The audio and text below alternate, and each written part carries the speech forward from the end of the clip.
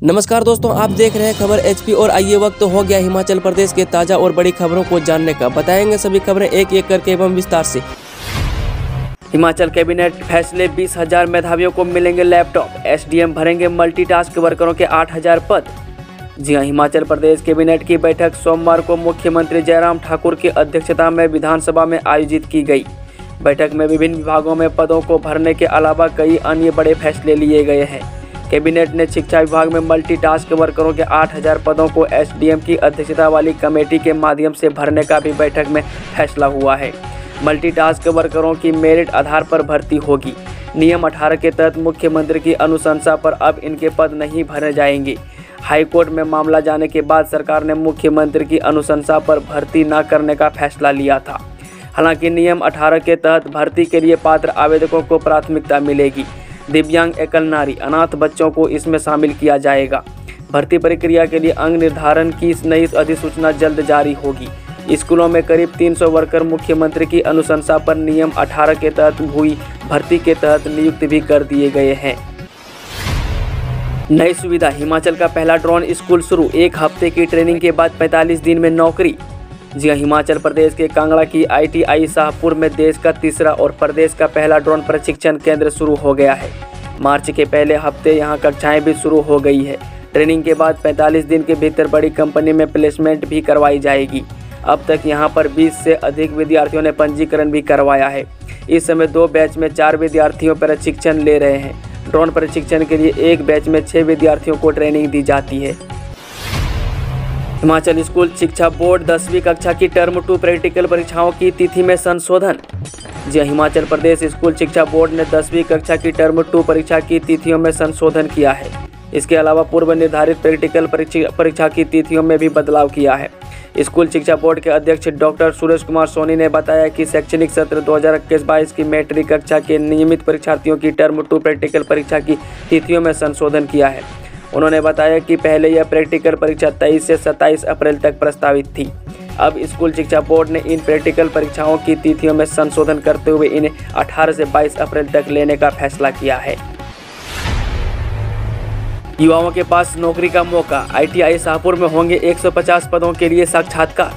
जी, हिमाचल प्रदेश के कांगड़ा जिले में स्थित आईटीआई शाहपुर में Swaraj engine limited company campus साक्षात्कार के माध्यम से युवाओं की भर्ती करेगी। यह इंटरव्यू 9 मार्च को आईटीआई परिसर में लिए जाएंगे। प्रधानाचार्य संजीव साहोत्रा ने बताया कि साक्षात्कार में 18 से 26 वर्ष के बीच के युवा भाग ले सकते हैं। विधानसभा सत्र, गोविंद ठाकुर बोले शिक्षा विभाग में जेओए लाइब्रेरियन के 700 पद भरेंगे। जी, हिमाचल प्रदेश शिक्षा विभाग में जल्द जेओए लाइब्रेरियन के 700 पद भरे जाएंगे।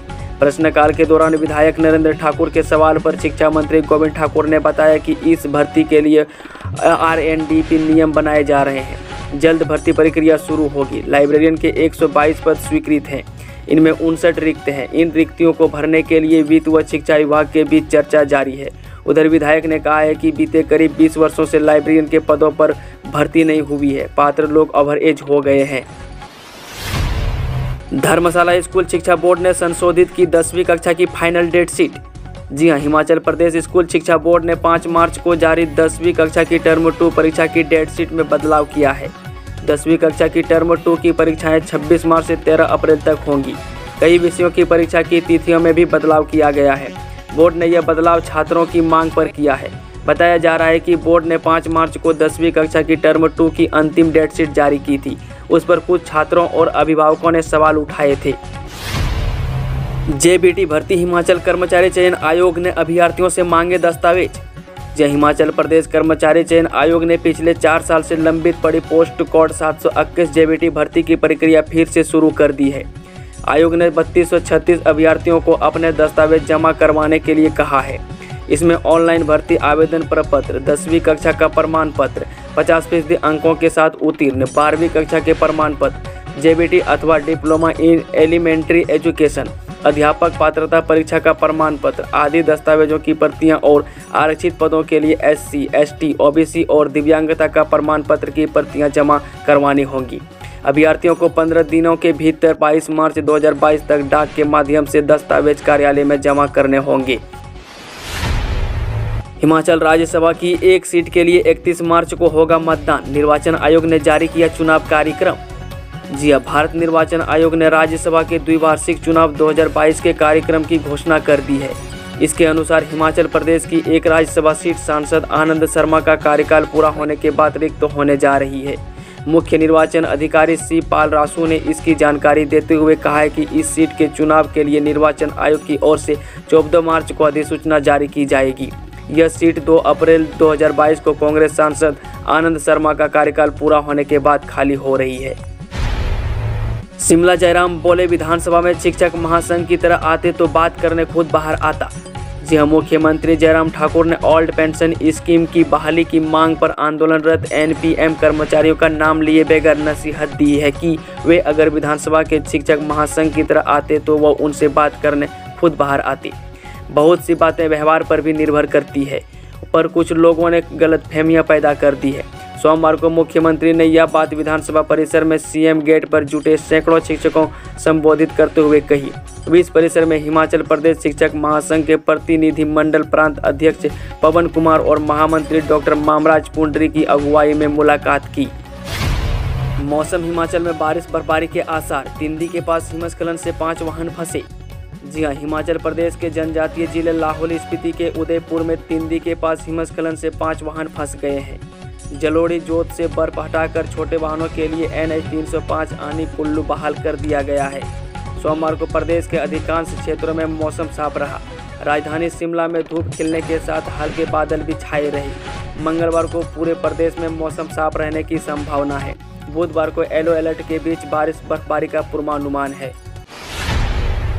हिमाचल अब शहरी गरीबी को मिलेगी साल में 120 दिन के रोजगार की गारंटी। जय हिमाचल प्रदेश के शहरी गरीब बेरोजगार युवाओं को अब मनरेगा की तर्ज पर रोजगार मिलेगा। प्रदेश सरकार मुख्यमंत्री शहरी आजीविका गारंटी योजना को कानून बनाने जा रही है। इस विधेयक का ड्राफ्ट बिल सोमवार को होने वाली कैबिनेट बैठक में रखा जाएगा। कैबिनेट की मंजूरी के बाद विधेयक बजट सत्र में लाया जाएगा। इस विधेयक में युवाओं को 120 दिन का रोजगार देने की बात कही गई है। यह रोजगार 15 दिन के भीतर दिया जाना अनिवार्य होगा। अगर युवाओं को रोजगार नहीं मिलता है तो सरकार की ओर से उन्हें बेरोजगारी भत्ता देने की व्यवस्था की गई है। हिमाचल विधानसभा बजट सत्र, विपक्ष ने सदन में की नारेबाजी, वॉकआउट। जी हां, हिमाचल प्रदेश विधानसभा के बजट सत्र में सोमवार को विधायक जगत सिंह नेगी के खिलाफ असंसदीय शब्दों के इस्तेमाल का आरोप लगाकर विपक्ष ने सदन में नारेबाजी की। इसके बाद विपक्ष के सदस्यों ने वॉकआउट कर दिया। इस दौरान विपक्ष ने पहाड़ी बोली में जैया मामा मानदा नहीं, विधायकों भी सुनदा नहीं नारा भी लगाया। इससे पहले विधायक जगत सिंह नेगी ने प्रश्नकाल के बाद सदन में कहा है कि गत 5 मार्च को मुख्यमंत्री जयराम ठाकुर ने उनके खिलाफ असंसदीय शब्दों का इस्तेमाल किया। ऐसे शब्दों को रिकॉर्ड से हटाया जाए, ऐसे शब्दों की सदन में इस्तेमाल न किया जाए। इस पर अध्यक्ष विपिन परमार ने कहा है कि रिकॉर्ड देखकर असंसदीय शब्दों को हटा दिया जाएगा। प्रदेश को मिलेंगे 107 पशु चिकित्सक। शपथ समारोह के दौरान पंचायती राज मंत्री वीरेंद्र कंवर ने किया ऐलान। जी हां, प्रदेश में इस साल 107 पशु चिकित्सक के पद भरे जाएंगे। इसके अतिरिक्त फार्मासिस्ट के 300, पशु सहायक के 239 पद भरे जाएंगे। 412 नवगठित पंचायतों में पशु सहायक के पद सृजित किए जाएंगे। इस बात का खुलासा मंत्री वीरेंद्र सिंह कंवर ने किया। प्रदेश कृषि विश्वविद्यालय के doctor GC Negi college of veterinary and animal sciences में 50 स्नातकों के लिए रविवार को शपथ ग्रहण समारोह आयोजित किया गया था। कार्यक्रम में मुख्य अतिथि कृषि, पशुपालन, ग्रामीण विकास और पंचायती राज मंत्री वीरेंद्र कंवर ने वैज्ञानिक और छात्रों को संबोधित करते हुए कहा है कि उन्हें किसान समुदाय और समाज की पूर्ण समर्पण के साथ सेवा करनी है। वीरेंद्र कंवर ने कहा है कि दूध उत्पादन के क्षेत्र में जिला ऊना में इजराइल के सहयोग से सेंटर ऑफ एक्सीलेंस स्थापित किया जा रहा है। संयुक्त कर्मचारी महासंघ के अध्यक्ष की नौकरी पर संकट। जी हां, वेतन आयोग की विसंगतियों पर राज्य सरकार के खिलाफ संयुक्त कर्मचारी महासंघ बनने वाले राजकीय अध्यापक संघ के अध्यक्ष वीरेंद्र चौहान की सरकारी सेवा में नियुक्ति की ही जांच खुल गई है। वीरेंद्र चौहान वर्तमान में शिमला के सीनियर सेकेंडरी स्कूल राजहाना में अर्थशास्त्र के प्रवक्ता हैं। इन्हें निदेशक उच्च शिक्षा ने मेडिकल बोर्ड के सामने पेश होने का आदेश दिए हैं। वीरेंद्र चौहान दिव्यांग कोटे से टीजीटी नॉन मेडिकल भर्ती हुए थे। अब उच्च शिक्षा निदेशक डॉक्टर अमरजीत शर्मा ने सीएमओ शिमला को पत्र लिखा है। कि दीनदयाल अस्पताल शिमला से जारी हुआ इनका अपंगता प्रमाण पत्र सही नहीं है। इस प्रमाण पत्र में जो अपंगता बताई गई है वह प्रदर्शित भी होती नहीं है। इसके बाद रिपन अस्पताल में मेडिकल बोर्ड में वीरेंद्र चौहान को पेश होने के लिए कहा गया है। इससे पहले भी इनका अपंगता सर्टिफिकेट यहीं बना था। चौहान को 2 मौके मेडिकल बोर्ड में पेश होने के लिए मिलेंगे। सरकार ने नियमों में किया बदलाव। हीमोफीलिया मरीजों को अब हर सप्ताह लगेंगे निःशुल्क इंजेक्शन। जी, हिमाचल प्रदेश में अब हीमोफीलिया मरीजों को हर सप्ताह निःशुल्क इंजेक्शन लगेगा ताकि खून को बहने से पहले रोका जा सके। मरीजों को राहत देने के लिए प्रदेश सरकार ने नियमों में बदलाव किया है। अभी मरीजों को उस समय इंजेक्शन दिया जाता है जब उसे चोट या दुर्घटना के समय खून बहना शुरू होता था। प्रदेश सरकार इस पर 5 करोड़ रुपये खर्च करेगी। वर्तमान में 158 मरीजों का विभिन्न अस्पतालों में उपचार चल रहा है। जिला कांगड़ा में इस बीमारी के समय ज़्यादा 38 मरीज हैं। प्रदेश सरकार ने अस्पतालों में इन मरीजों के लिए 4 बिस्तर आरक्षित रखने का फैसला भी लिया है। जिला लाहौल, स्पीति और किन्नौर को छोड़कर अन्य जिलों में इस बीमारी के मरीज हैं। दोस्तों, वीडियो थोड़ा भी पसंद हुआ तो वीडियो को लाइक, शेयर और चैनल को सब्सक्राइब जरूर करें और कमेंट बॉक्स में कमेंट करके बताएं कि आप न्यूज़ को किस जिले और पंचायत से देख रहे हैं।